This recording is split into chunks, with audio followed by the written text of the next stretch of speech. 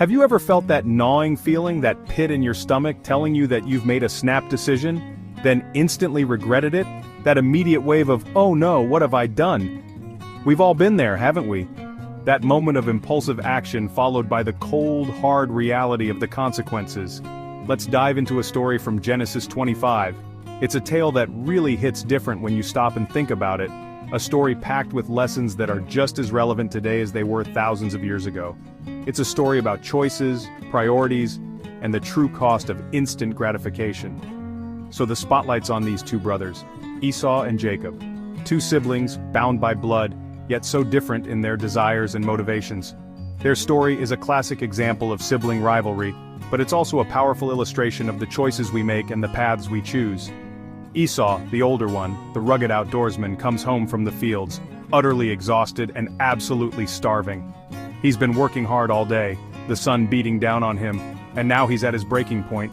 He's so hungry he feels like he's literally dying. Every ounce of his being is screaming for sustenance. And what does he find when he gets home? Jacob's in the kitchen, cooking up a delicious-smelling stew. The aroma fills the air, a tantalizing invitation that Esau simply can't resist. Esau, driven by his immediate need, says, "Bro, give me some of that, I'm famished." Now Jacob, ever the shrewd one, sees an opportunity. He's like, "Alright, I'll give you some stew, but trade me your birthright." That's a huge ask. Back then, a birthright wasn't just some symbolic title, it meant everything. It meant inheritance, status, and a position of leadership within the family and community. It was a legacy. But Esau? He's so consumed by his hunger, so focused on his immediate discomfort that he doesn't even blink. He's like, what good is a birthright if I'm about to die from hunger? I need food now. What's the point of future promises when I'm starving in the present? And just like that, in a moment of weakness, he trades his entire legacy, his future inheritance, for a single bowl of soup. A fleeting moment of satisfaction for a lifetime of potential. The gravity of this decision is immense.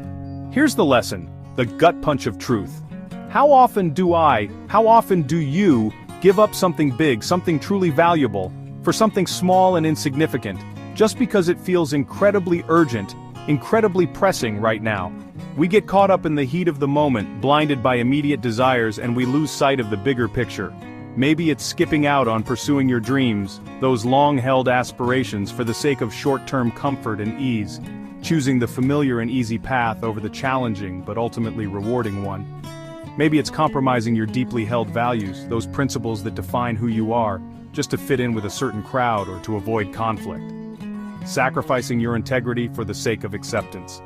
Esau's hunger was undeniably real, the physical sensation, the urgent need, but his impulsive decision had consequences that